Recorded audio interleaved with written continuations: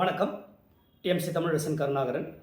இந்த வீடியோவில் எனக்கு ஒரு வகையில் குருவாகவும் ஒரு காட்ஃபாதராகவும் இருந்த, இனிமேல் இருக்க முடியாது, மறைந்த நடிகர், ஃபிலிம் கிரிட்டிக்ஸ், திரைப்பட விமர்சகர், அதுவும் சொல்லணும் அப்படின்னா ஒரு ஆனஸ்டான ஃபிலிம் கிரிட்டிக் அப்படின்ட்டு சொல்லலாம், திரு சத்யேந்திரா அவர்கள் நேற்று காலையில் வந்து ராயப்பேட்டா ஜிஹெச் ஹாஸ்பிட்டலில் இறந்துட்டார் அப்படின்னு சொல்லிட்டு சோஷியல் மீடியா மூலமாக தான் கேள்விப்பட்ட நிறைய பேர் ஷேர் பண்ணியிருந்தாங்க. அதில் வந்து ஆக்ட்ரஸ் ரோஹிணி வந்து ஒரு போஸ்ட் போட்டிருந்தாங்க. அவருக்கு வந்து சென்னையில் யாருமே உறவினர்கள் கிடையாது. ஸோ அதுக்கு முன்னாடி ஃபர்ஸ்ட் ஆஃப் ஆல் இந்த வீடியோ எதுக்காக எடுக்கிறேன்னு சொல்லிடுறேன். சத்யேந்திரா சாருடைய மறைவு பற்றியும் அவருடைய எனக்கு தெரிஞ்ச வாழ்க்கை பற்றியும் அதில் நான் கற்றுக்கிட்ட விஷயம், எனக்கு என்ன சொல்லி கொடுத்தாருன்றதை பற்றி தான் இந்த வீடியோவில் பேச போகிறேன். நிறைய பேர் நினைக்கலாம் சில பேர் இறந்துட்டதுக்கப்புறம் தான் அவங்கள பற்றின பெருமைகளை வந்து நம்ம நிறைய பேசுகிறோம் அப்படின்னு சொல்லிட்டு. அப்படி கிடையாது. அவர் இருக்கும்போதே அவரை பற்றி நிறைய விஷயங்கள் நான் பேசியிருக்கேன், வீடியோ பேசியிருக்கேன், என்னோட ஸ்டேட்டஸில் போடுவேன் அவரை பற்றி அப்படின்றது. ஸோ அந்த வகையில் இந்த வீடியோ எதுக்காக அப்படின்னா, நான் சொன்ன மாதிரி ஒரு 3 விஷயம். அதில் அவர் வந்து சென்னையில் தனியாக தான் இருந்தார். கிட்டத்தட்ட ஒரு 30, 40, 50 வருஷத்தில் I don't know is age. பல வருடங்களாக வந்து சென்னையில் தனியாக தான் இருந்தார். சினிமாவை நேசிக்கக்கூடிய நபர், சினிமா மட்டுமே வாழ்க்கை அப்படின்ற ஒரு நபர். சினிமா மட்டும் கிடையாது, அவருக்கு வந்து பல மொழிகள் பேசுவார். ஜெர்மன், ஃப்ரெஞ்ச் அண்ட் என்னென்ன மொழியெல்லாம் பேசுவார். எனக்கு தெரிஞ்சு 13 மொழி கிட்ட பேசுவார் அப்படின்னு சொல்லி கேள்விப்பட்டேன். எனக்கு தெரிஞ்சு தமிழ், இங்கிலீஷ், கன்னடா, ஜெர்மன் இது பேசி நான் பார்த்துருக்கேன். தாண்டி நம்ம நிறைய மொழி பேசுவார் அப்படின்னு சொல்லி கேள்விப்பட்டிருக்கேன். அதே மாதிரி வந்து சினிமா துறையில் இருந்தவர். ஸ்டார்டிங் வந்து அவர் எனக்கு சொன்னது வந்து நாளைய தீர்ப்பு படம்னு நினைக்கிறேன். அந்த படத்தில் வந்து அறிமுகம் ரகுவரன் கூட நல்ல ஒரு வெயிட்டான கேரக்டர் சொல்லிட்டு அதுக்கப்புறமா நிறைய படங்கள் நடிச்சிருக்காரு. டிவி சீரியல்ஸில் சன் டிவியில் வந்து முக்கியமாக அரசி, அதுக்கப்புறம் வேறு எதுவும் நிறைய சீரியலில் நடிச்சிருக்காரு. அப்போல்லாம் பயங்கர ஃபேமஸ் அவர் அப்படின்னு சொல்லுவாங்க. அதுக்கப்புறமா ஷார்ட் ஃபிலிம் சைடும் நிறைய நடிச்சிருக்காரு. நாளை இயக்குனரில் வந்து முக்கியமான ஷார்ட் ஃபிலிம்ஸ்லாம் நடிச்சிருக்காரு. இதுதான் எனக்கு அவரை பற்றி தெரிஞ்ச சில முக்கியமான ஒரு ஃபிலிமோகிராஃபி அப்படின்னு சொல்லலாம். இதை தாண்டி சினி ஃபீல்டில் இருக்கவங்களுக்கு நிறைய பேருக்கு அவரை பற்றி நிறையவே தெரியும். எக்கச்சக்கமான பேர் தெரியும். கிட்டத்தட்ட எவ்வளோ பல்லாயிரக்கணக்கான மூவிஸை பார்த்த ஒரு முக்கியமாக சென்னை இன்டர்நேஷனல் ஃபிலிம் ஃபெஸ்டிவலுக்கு வரவங்களுக்கு எல்லாருமே தெரிஞ்ச ஒரு நபராக கூட இருப்பார். அவர் வந்து Goethe institute, Alliance Francaise of Madras இங்கெல்லாம் வந்து நிறைய வந்து அந்த German and other languages teach பண்ணவர். இதை மாதிரி வந்து இத்தனை விஷயங்களுக்கு கூடிய பர்சன். எனக்கு தெரிஞ்சு சென்னையில் சாலிகிராமத்தில் தனியாக இருந்தார். அவர் கூட வந்து கிட்டத்தட்ட ஒரு 10 வருஷமாக எனக்கு பழக்கம். நான் வந்து சென்னை இன்டர்நேஷனல் ஃபிலிம் ஃபெஸ்டிவல் தான் ஃபஸ்ட்டு பழக்கம். அறிமுகமானதுக்கப்புறமா அவர் கூட நிறைய பேச ஆரம்பித்தேன். அங்கே அவர் நிறைய இன்டர்வியூ பண்ண, ஒரு படம் முடிச்சோன்னு படத்தை பற்றி ரிவ்யூ கொடுப்பாரு. நான் வந்து அப்போல்லாம் என்கிட்ட இந்த மாதிரி மொபைல் கூட கிடையாது. என்னோட லேப்டாப்போட வெப்கேமில் தான் ஷூட் பண்ணுவேன். அதுக்கப்புறம் எங்கள் வீட்டுக்கெலாம் கூப்பிட்டு போனேன், எங்கள் அம்மாவுக்கு இன்ட்ரடியூஸ் பண்ணேன். அதுக்கப்புறம் அவர் எடுத்த ஷார்ட் ஃபிலிம்ஸ் பற்றிலாம் சொன்னார். விமியோவில் இருக்குன்னு சொல்லிட்டு, அதாவது நம்மளில் பல பேருக்கு வந்து யூடியூப் தான் தெரியும், பட் விமியோன்னு ஒன்று இருக்குது, அது சில பேருக்கு தெரியும். அதில் வந்து அவரோட வீடியோலாம் போட்டு வச்சிருந்தார். அவருடைய பழைய ஷார்ட் ஃபிலிம்ஸ்லாம் காமிச்சிருந்தார். அவர் டைரக்ட் பண்ண ஷார்ட் ஃபிலிம்ஸ் ஒரே நாளில் 10 ஷார்ட் ஃபிலிம்ஸ் கிட்ட எடுத்து வச்சிருந்தார். அதில் ஒரு சில படங்கள் வந்து தமிழ் படங்களோட ஸ்டோரி மாதிரி இருந்தது. அதாவது அவர் எடுத்தது வந்து ஃபஸ்ட்டு, அதுக்கப்புறமா தான் வந்து தமிழ் படங்கள். நான் நேம்லாம் இங்கே சொல்லலை. அது மாதிரி வந்து நிறைய ஒரு நாலேஜபிளான பர்சன். அதே மாதிரி அவருடைய ஒரு நாளை இயக்குனரில் அவர் நடிச்சிருந்த ஒரு ரோல் வந்து ஆக்சிடென்ட்டை பற்றி ஒரு அனாலிசிஸ். அஃப்கோர்ஸ் அது வேற ஒருத்தரோட டிரெக்ஷன். இவர் நடிச்சிருந்தார். அதில் அவர் ஒரு ஆர்டிஸ்ட். அந்த வகையில் வந்து ஆக்சிடென்ட்ஸ் நடக்குது அப்படின்றது வந்து அதுக்கு ஒரு ப்ராபபிலிட்டி இருக்குது, இந்த டைமில் இத்தனை ஆக்சிடென்ட் நடக்கும் அப்படின்ற மாதிரி அது ஒரு கான்செப்ட். அதில் நடிச்சிருந்தார். ஐ திங்க் அது அவார்டு வாங்கின மூவியோ சம்திங், ஏதோ ஷார்ட் ஃபிலிம். அது மாதிரி ரொம்ப ஒரு ஃபேமஸான ஷார்ட் ஃபிலிம் அது. இதை மாதிரி வந்து ஒரு சினிமாகிராஃபி இருக்கக்கூடிய ஒரு பர்சன். எனக்கே ரொம்ப பிடிக்கும். இல்லை எனக்கே ஒரு குரு மாதிரி அப்படின்னு சொல்கிறேன் அப்படின்னா, அதுக்கு முன்னாடி again come back to his death. நேற்று இறந்துட்டாருன்னு கேள்விப்பட்டேன். அவர் ராயப்பேட்டா ஜிஹெச்சில் இருக்காரு அப்படின்னு சொல்லிட்டு. அவர் சென்னையில் தனியாக தான் இருக்கிறதுனால என்கிட்டயும் சரி, அஃப்கோர்ஸ் மற்றவங்கிட்டே அவர் சொல்லியிருக்க விஷயம், பெங்களூர்லேயே கர்நாடகாலேயே எங்கேயோ வந்து அவருடைய சொந்தங்கள் இருக்கிற மாதிரி சொல்லியிருந்தார். அதனால் வந்து ஆக்ட்ரஸ் ரோஹிணி கூட நேற்று போஸ்ட் போட்டிருந்தாங்க. இப்போ அவருடைய பாடி வந்து ஜிஹெச்லேருந்து சொந்தக்காரங்கிட்ட தான் கொடுப்பேன்னு சொல்லியிருக்காங்க. அதனால் சோஷியல் மீடியா மூலமாக ஸ்ப்ரெட் பண்ணுறது மூலமாக யாராவது அவருடைய ரிலேட்டிவ்ஸ் காண்டாக்ட் பண்ணாங்கன்னா அவங்கள்ட்ட ஹேண்ட் ஓவர் பண்ணலாம். அப்படி யாரும் வரல அப்படின்னா சினிமா துறை இல்லை அது சம்மந்தப்பட்ட பீப்புள் வந்து அவங்க வந்து டேக் ஓவர் பண்ணி வந்து ஃபியூனரல் பண்ணுறேன்னு சொல்லியிருக்காங்க.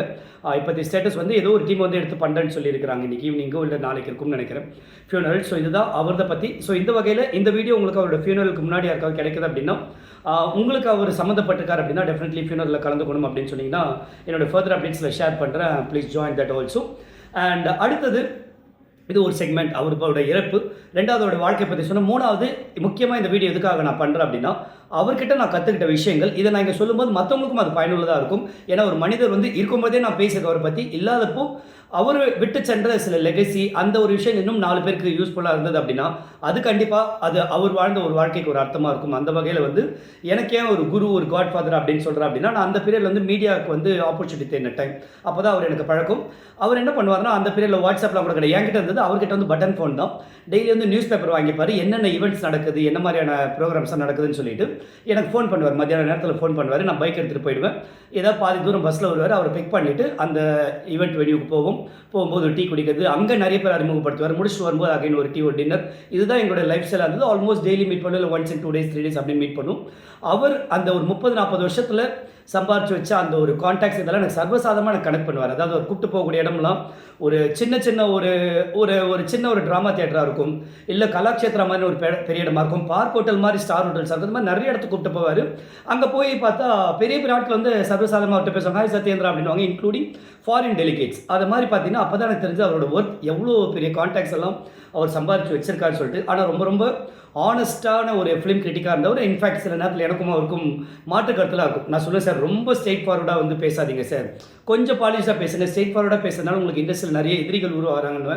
அதேமாதிரி எங்களுக்குலாம் அந்த ஒரு பேச்சுவார்த்தை நிறைய நடக்கும். இருந்தாலும் வந்து அதுக்கப்புறம் எனக்கு தெரிஞ்ச அவர் கொஞ்சம் கொஞ்சமாக டோன் டவுன், ஸ்லோ டவுன் பண்ணாருன்னு நினைக்கிறேன். நிறைய வந்து ஸ்ட்ரெயிட் ஃபார்வர்டு, அஃப்கோர்ஸ் ஸ்ட்ரெயிட் ஃபார்வர்டாக இருந்தார், ஆனால் வந்து ரொம்ப ஒருத்தர் ஹர்ட் பண்ணாத மாதிரி கொஞ்சம் பாசிட்டிவாக ஆனாருன்னு நினைக்கிறேன். நிறைய பேர் வழிகாட்டியாக இருந்தார். ஷார்ட் ஃபிலிம் எழுதுறவங்களுக்கு ஸ்கிரிப்டிங்கில் வந்து ஹெல்ப் பண்ணுவார். நிறைய பேர் ஒரு மிஸ்யூஸ் பண்ணிட்டவங்களும் இருக்கிறாங்க. அவர் வந்து ஓகே ஒரு நல்ல ஒரு நார்மல் பர்சன் லைஃப்பில் தானே வாழுறாரு அப்படின்னு சொல்லிட்டு அவர் வந்து ஃப்ரீயாக யூஸ் பண்ணிக்கலாம் ட்ரை பண்ணியிருக்காங்க நிறைய பேர். அவர் வந்து ஸ்கிரிப்டிங் ஹெல்ப் கேட்பாங்க, காசு கொடுக்க மாட்டாங்க. இந்த மாதிரி கடைசி வரைக்கும் பாவர்ட்டிலே இருந்த ஒரு நபர். சில பேர் அவருடைய நல்ல நண்பர்கள், சில பேர் வந்து தொடர்ந்து அவருக்கு சப்போர்ட் பண்ணிட்டு வந்து மாதத்தில் ஏதாவது அவருக்கு பஸ் பாஸ்க்கோ, இல்லை அவருக்கு ட்ராவல்க்கோ, இல்லை ஏதோ டிஃபனுக்கோ அப்படின்ற மாதிரி அவர் சம்பாரித்த சில நல்ல வட்டங்கள் வந்து அவருக்கு சின்னதாக அப்பப்போ வந்து கொஞ்சம் கொடுத்து பண்ணாங்க. அஃப்கோர்ஸ் அவர் தினமும் ஒர்க் பண்ணிட்டு இருந்தார், ப்ராஜெக்ட்ஸ் கிடைச்சா பண்ணிட்டு இருந்தார், ஷார்ட் ஃபிலிமாக இருக்கட்டும், இல்லை மூவிஸ் ஆகட்டும் பண்ணிட்டு இருந்தார். கிடைக்காத பீரியடில் வந்து ஏதோ ஒரு வகையில் அவர் சம்பாரித்த நட்புகள் வந்து அவர் சப்போர்ட் பண்ணிட்டு இருந்தாங்க. பட் மிஸ்யூஸ் பண்ணவங்களும் உண்டு. அதுக்கப்புறமா அவர் கொஞ்சம் சுதாரிச்சுட்டு அதுக்கப்புறம் நிறைய பேர் நல்ல இன்னும் கைடன்ஸ் வந்து நானே இன்ஃபேக்ட் நிறைய ஒர்க் பண்ணணும்னு நினச்சேன். அவரோட வீடியோ ஷூட் பண்ணி என் சைட் ப்ரொமோட் பண்ணணும்னு நினச்சேன். பட் நான் அந்தளவுக்கு டெக்னிக்கலாக இப்போ ஸ்ட்ராங்காக இல்லை. என்னால் முடிஞ்ச சின்ன விஷயங்கள் பண்ணேன். எனக்கு என்கிட்ட அந்த கேமரா வச்சு பண்ணேன். அவருக்கு பிஸ்னஸ் கார்ட்ஸ் ரெடி பண்ணி கொடுத்தேன். நியூ இயர் வந்துருச்சுன்னா நியூ இயர் போஸ்ட் ரெடி பண்ணி கொடுப்பேன், அவரோட போஸ்ட் வச்சு. இதை மாதிரி என்னால் முடிஞ்ச சின்ன விஷயங்கள் பண்ணி கொடுத்தேன். அவர்கிட்ட நான் கற்றுக்கிட்ட விஷயங்கள் ஏராளம். நான் சொன்ன மாதிரி பெரிய இடத்துக்கு கூப்பிட்டு போவார். அப்போ வந்து அவர் இன்ட்ரோடியூஸ் பண்ணிட்டு என்கிட்ட ஒரு சொல்லிக் கொடுத்த ஒரு விஷயம். இன்ஃபேக்ட் அதுதான் இன்னும் நிறைய பேருக்கு நான் இங்கே சொல்லி தரக்கூடிய ஒரு விஷயம். நான் கூப்பிட்டு போகிறேன், அவங்க நிறைய பேருக்கு இன்ட்ரோடியூஸ் பண்ணுறதுக்காக நீ அதை வந்து அந்த இடத்த நீ தப்பாக யூஸ் பண்ணிக்காது, தமிழ் கரெக்டாக யூஸ் பண்ணணும். எப்படி பண்ணணும்னா, நான் ஒருத்தர் இன்ட்ரோடியூஸ் பண்ணுறேன் அப்படின்னா நான் பேசி முடிச்சோன்னே வெயிட் பண்ணு. பேசி முடிச்சோடனே நீ அவங்ககிட்ட sir can take a minute of yours சொல்லிட்டு ஒரு நிமிஷம் கேட்டினா அந்த ஒரு நிமிஷம் தான். அங்கே வந்து ஜஸ்ட் இன்ட்ரோடியூஸ் பண்ணிக்கோ, நம்பர் என்ன நம்பர் வாங்கிக்கோ, அதுக்கப்புறமா அவங்ககிட்ட பேசு. அந்த இடத்துல நிறைய வந்து நீ பேசாதே, ஏன்னா அவங்க இன்னும் நிறைய பேர் கூட 4 பேர் கூட பேச ஆசைப்படுவாங்க அப்படின்னு சொல்லிட்டு. அந்த வகையில் இது எனக்கு அவர் லைஃப்பில் சொல்லிக் கொடுத்த ஒரு பெரிய பாடம் அப்படின்ட்டே சொல்லலாம். அதை நான் இன்றைக்கி வரைக்கும் நிறைய இடத்துல ஃபாலோ பண்ணேன். எடுத்தோடனே அவங்க எவ்வளோ டைம் இருக்குன்னு தெரியாமல் ரொம்ப நேரம் பேசாமல் அவங்களுடைய 1 minute முடிக்க ட்ரை பண்ண, இல்லை நான் அவங்களோட டைம் கேட்டுப்பேன். இது மாதிரியான விஷயங்கள் அவர்கிட்ட கற்றுக்கிட்ட விஷயங்கள். என்னோடய டீமுக்கு அவர் வச்சு நிறைய ஒர்க் ஷாப்ஸ்லாம் பண்ணணும்னு ஆசைப்பட்டேன். பட் அது நடக்கலை.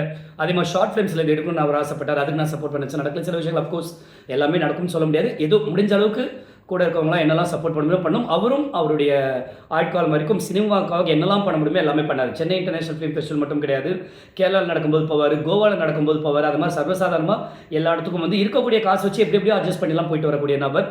அவருடைய ஆன்மா சாந்தி அடையட்டும். ஸோ இந்த வீடியோ மூலமாக அவருக்கான ஒரு ரெஸ்ட் இன் பீஸ் ப்ளஸ் அவருடைய ஃபாலோயர்ஸ், அவர் தெரிஞ்சவங்களும் சரி, இல்லை இந்த வீடியோ மூலமாக தெரிஞ்சுக்கிறவங்களும் சரி, நிறைய தேடுங்க, யூடியூப்பில் தேடுங்க, ஆக்டர் சத்யேந்திரன் போட்டால் நிறைய ஃபிலிம் ரிவ்யூஸ் வரும்.